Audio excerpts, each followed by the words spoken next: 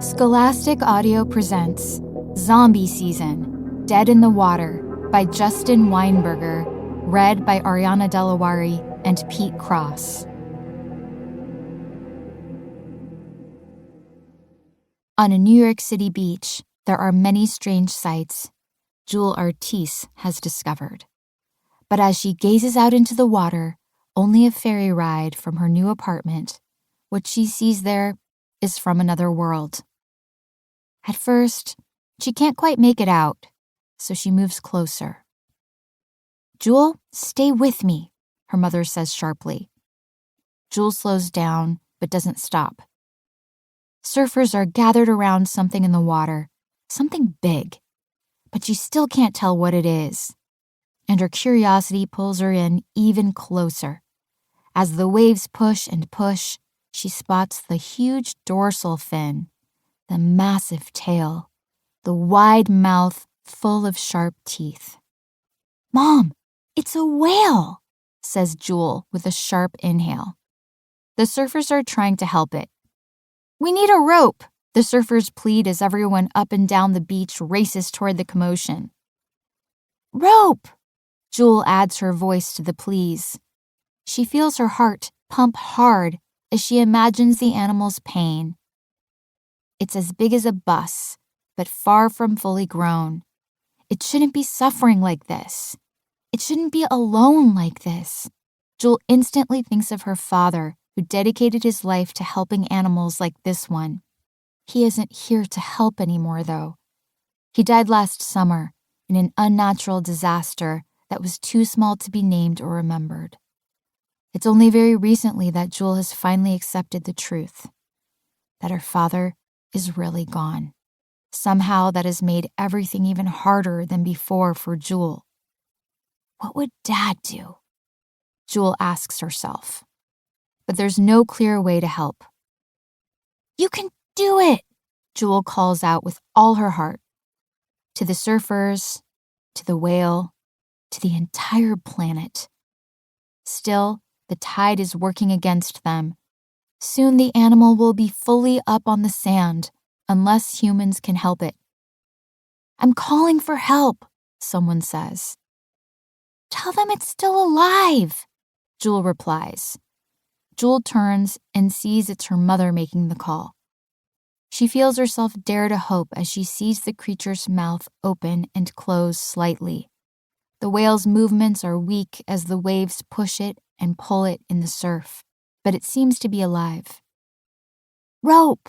calls out a lifeguard, dashing up the beach and diving in the water, carrying a loop of rope. Then Jewel sees something that freezes her blood. She looks closer as the jaw opens and closes. In the darkness of the whale's mouth, there's a gentle glow. And a soft sound emerges, too. A gurgle, sort of. A wet sigh, almost. It's a moan, she realizes with a shudder. Jewel feels her throat tighten in fear as understanding floods her mind. "Get back! Get back!" Jewel screeches to the people trying to help the whale. The people who haven't had to spend quite so much of their lives in constant terror, so they're not ready for what's about to happen here. This is a zombie attack. The whale is like a Trojan horse. "Run! Run! Get to high ground now!" Jewel calls to the rescuers, then adds to her mother. "It's like the ones in Redwood, Mom. The ones that... Jewel knows that her mother remembers the giant amphibious zombie that nearly tore her life away just weeks ago back in California, before they came to New York to be safe from such threats. The people in the water turn to face her in confusion. They don't see the whale's mouth open wider and wider behind them, while the body moves unnaturally, like something is emerging from a cocoon, as if the body is a husk and something inside is fighting to get out. Jewel watches, horrified. A swollen, squelching giant zombie muscles up the dying whale's throat into its mouth, It looks out at the surfers, who are all facing Jewel. Slime covers the zombie's translucent skin, and its jaw hangs open. The muscles are too strong to ever fully close, except when it makes a powerful bone-snapping bite.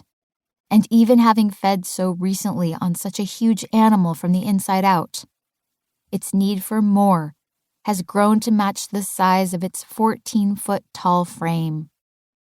It reaches for one of the surfers with a hand that tears through their wetsuit and into the skin underneath, and then the monster and its human prey disappear underwater, leaving no sign of their existence behind.